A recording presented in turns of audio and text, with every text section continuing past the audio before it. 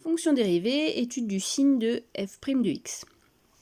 Donc le contexte, l'énoncé vous a donné la formule d'une fonction, vous avez déjà dérivé la fonction et éventuellement vous avez résolu l'équation f' de x égale 0 à la question précédente.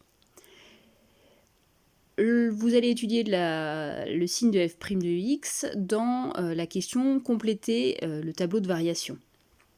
Comme d'habitude pour les fonctions dérivées, on fait très attention à ne pas confondre f et f' qui sont deux fonctions différentes. Donc on va prendre l'exemple de la dernière fois, on a f de x qui est une fonction telle que f de x égale moins x carré plus 95x moins 450. On a déjà calculé sa fonction dérivée qui est f' de x égale moins 2x plus 95. On a déjà résolu graphiquement l'équation, on a trouvé la réponse est 47,5.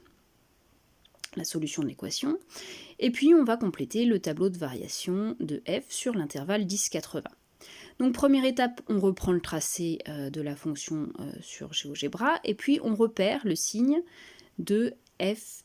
Attention, on est bien sur le signe de f' de x, et donc on regarde bien le tracé de f' et non pas l'autre tracé.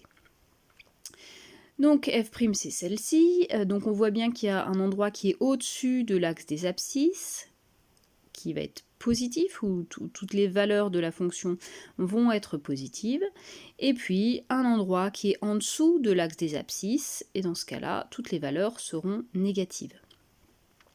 Donc on complète le tableau de variation de f, on va s'intéresser dans un premier temps à faire attention dans le tableau à bien différencier. La deuxième ligne, c'est les variations de f. Là, on n'est pas dans ce cas-là pour l'instant, on verra ça dans une autre vidéo. Et puis, nous, ce qui nous intéresse, c'est le signe de f' de x. On fait bien attention qu'on utilise bien la bonne fonction. Donc, notre signe de f' de x, on regarde bien le tracé rose. On va s'intéresser à la case allongée qui représente l'axe des abscisses. Donc, sur l'axe des abscisses, ici, l'axe allongé également. Horizontale, donc on va repérer les valeurs. Donc on nous donne déjà un intervalle de définition, on nous dit que f, on va l'étudier entre 10 et 80. Donc 10 ça va être notre valeur de départ, et 80 ça va être notre valeur finale. Dans cette case-là, les valeurs sont toujours classées par ordre croissant du plus petit au plus grand, de gauche à droite. On commence ici à 10 et on va finir à 80, donc la valeur qui est entre les deux, elle va forcément être comprise entre 10 et 80. Sur l'axe des abscisses, on voit bien le point d'intersection, l'endroit où ça change de signe, hein, puisqu'ici dans la ligne des signes, on va mettre des plus et des moins, donc on va regarder l'endroit à laquelle ça change, et donc en regardant dans